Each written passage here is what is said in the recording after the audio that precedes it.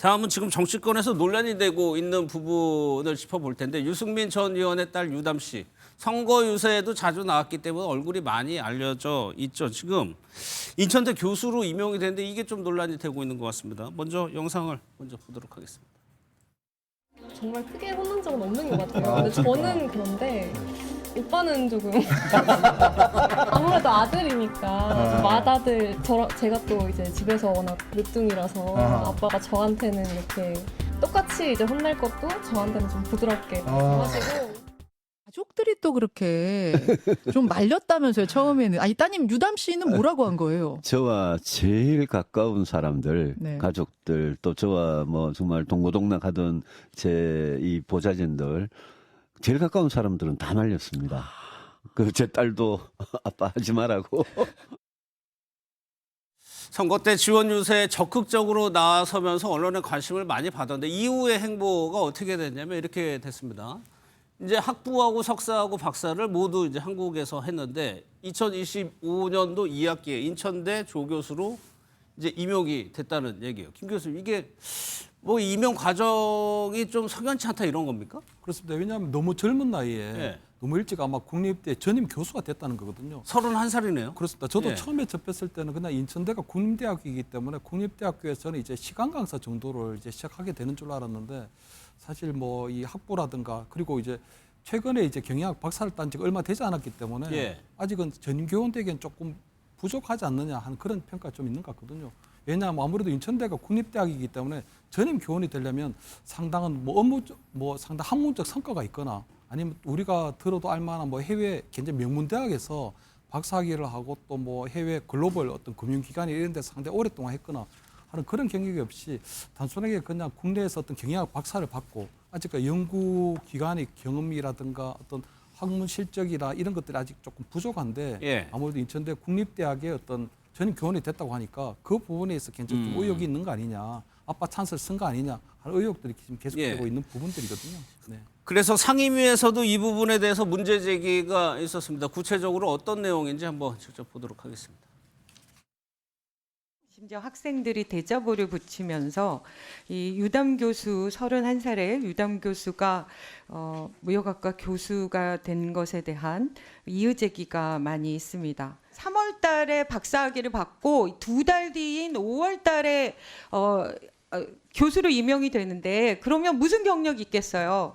진짜 확인해 보니까 고려대 경영전략실 딱 75일 근무했습니다. 국제 경영을 강의한 경력이 있으신 분들한테 만점을 준 것 같습니다.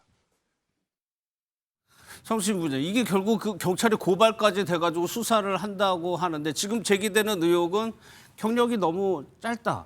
그러니까 채점에서 이렇게 고득점을 받을 수 없다는 논리인 것 같아요. 그러니까 지금 채점 기준들이 벌써 다 대부분 공개가 됐더라고요. 그러니까 뭐 논문의 숫자, 뭐 예. 논문의 질, 그리고 학력 점수 뭐 이런 것도 있더라고요. 그러니까 뭐 나이는 어립니다만 그래도 논문은 좀 쓴 것 같으니까 한 10여 편 정도 쓴 것 같은데 사실 저도 뭐 학위를 받았기 때문에 학위를 그 전임 교원을 지원하는 사람들을 다 많이 알거든요. 예. 근데 대부분 근데 학과마다 학교마다 이 학교 논문의 편수, 기준 편수가 좀 다르기 때문에 이걸 기준화시키기는 어렵습니다만 제가 생각했던 기준보다는 상당히 적게 썼음에도 불구하고 일단 논문 편수는 만점을 받았어요. 그러니까 논문의 양은. 근데 논문의 질 부분에서 예. 저 자리에 23명이 지원을 했는데 하위권을 받았다고 알려져 있습니다. 그러니까 23명 중 15위권 받기라고 하는 거는 거의 뭐 그 밑바닥을 맴돌았다는 건데 문제는 지금 그 네티즌들이나 이런 국민들이 좀 의혹 갖고 있는 부분들은 학력 점수입니다. 예. 그러니까 학력 지금 뭐 국내 학위 뭐 이런 것들도 뭐 충분히 훌륭합니다만 지금 뭐 해외 대학 출신들 아니면 뭐 카이스트 서울대 출신들도 많은데 학력 점수에 대해서 만점을 받은 사람이 23명 중에 단 3명밖에 없다는 거예요. 근데 거기에 지금 유담 씨가 포함되어 있다는 거죠. 그거에 대해서 지금 국민들이 아니 어떻게 뭐 물론 지금 뭐 동국대 학사 뭐 연세대 뭐 이런 그 석박 학기들이 뭐 다 열심히 해서 받은 건 맞습니다만 다른 사람들은 왜 만점을 받지 못했느냐 이거에 대한 명확한 설명이 잘 안 된다는 문점을 갖고 있는 것 같아요. 예. 그럼 이거는 누가 해명을 해야 되나? 저는 인천대가 이거에 대해서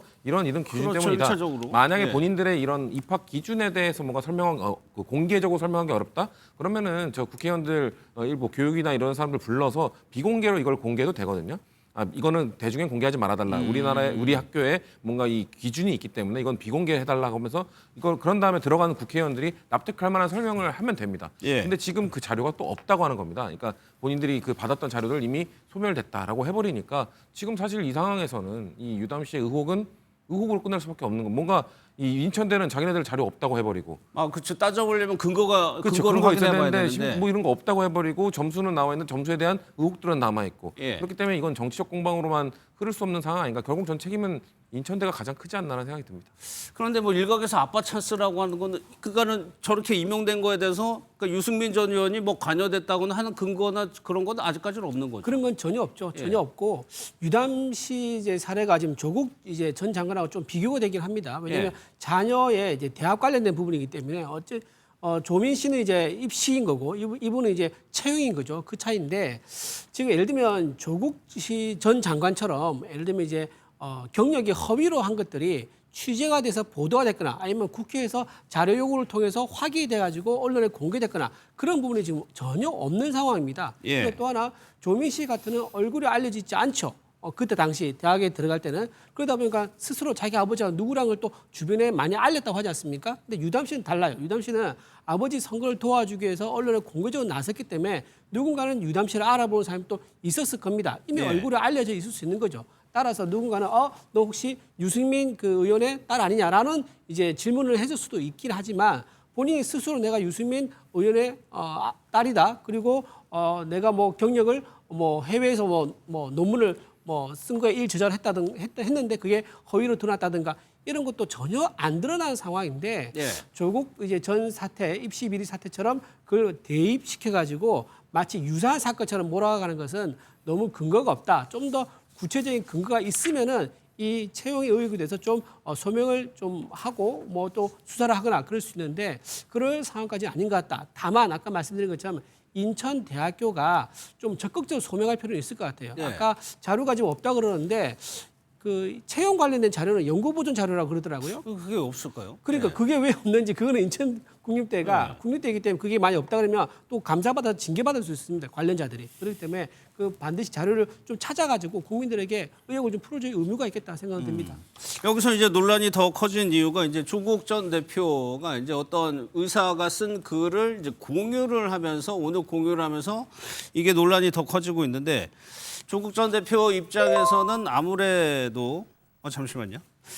이재명 대통령이요 김현지 실장이 아직 국감이 완전히 끝난 건 아니죠. 지금 일과 시간이기 때문에 운영위 출석을 가능하도록 대기 지시를 했다는 겁니다. 지금 오늘 오전에도 계속 대기를 하고 있는 상태고 오후까지도 만약에 국회에서 근데 이거는 국회에서 합의가 됐을 때 얘기겠죠. 그렇죠. 대신 대통령실은 언제든지 합의가 되면 보내겠다는 것이라서 종일 대기라고 보시면 될 것 같고요. 이 문제에 대해서는 정말 국민의힘이 대통령실 업무 관련해서 물어보거나 정말 김현지 부속실장이 궁금하다면 그 지금 이미 시간은 오전은 지났으니 그렇죠. 몇 이제 시간만이라도 안 남았습니다. 해서 출석을 예. 요구하면 아마 대통령께서도 부르면 나가라 했으니까 뭐 국민의힘이 지혜를 발휘해야 되지 않을까 싶습니다. 그러면 이준희 대표께 짧게 여쭤볼게요. 시간이 짧더라도 일단 부르는 게 중요합니까? 아니면 모든 걸 다 갖춰서 부르는 게 중요한 겁니까? 모든 걸 다 갖춰서 부르는 게 맞죠. 왜냐하면 지금 짧은 시간에 불러봤자 아까 제가 말씀드렸다시피 국민의힘 입장에서 2명밖에 질의를 못한다는 그게 무슨 의미가 있습니까? 또 여당에서 의사진행을 발언한다거나 또는 또 이제 파행을 유도해가지고 제대로 김현지 실장한테 질의를 못하게 만들어버리면요 참석은 했지만 아무런 성과도 없는 그런 이제 국감이 될 수 있는 거거든요. 그렇기 때문에 제대로 갖춰지는 것이 중요하다. 다만 지금 이제 출석을 대기하러 했기 때문에 지금이 한 17시 좀 넘었습니다. 18시부터 출석해가지고 오늘 자정까지 한다 하면 그 정도 시간은 좀 충분하게 질의를 하고 답을 들을 수 있는 시간이기 때문에 그렇죠. 그 정도라면 상당히 의미가 있다 생각합니다. 회기가 오늘 자정까지인가요? 이게 그렇죠. 시간이? 차수 변경을 해야 될 겁니다. 국감을 다 하려고 그러면. 네. 알겠습니다. 국회에서 어떻게 좀 운영해서 뭐 결론이 나는지 보도록 하고 조국 전 대표 얘기하다 말았는데 왜 이렇게 민감할까? 당연히 조국 전 대표 자녀 입시 문제가 있었죠. 유승민 전 의원이요. 당시에 조국 전 대표를 상당히 강하게 비판을 했던 것 같습니다. 영상을 좀 보겠습니다. 문재인 대통령은 취임사에서 국민들한테 약속을 했습니다. 기회가 평등하고 과정이 공정하고 결과가 정의로울 것이라고 했습니다. 어제 조국 씨를 법무부 장관에 임명하는 문재인 대통령을 보면서 우리 국민들은 이 정권에 속았다. 진보 세력에 속았다. 우리 대한민국 검찰이 살아있다면 이번에 법 앞에 모든 국민이 평등하다는 것을 검찰 스스로 보여주어야 합니다. 소장님께 그만 좀 조국 전 대표가 이런 불평등해 보이는 거 이런 문제는 굉장히 예민한 것 같아요. 그렇죠. 지난 그 문재인 정부 때 조국 전 장관의 어떤 그 아파 찬스, 내로남불 이런 부분들이 화두가 됐는데 공정의 문제 같아요.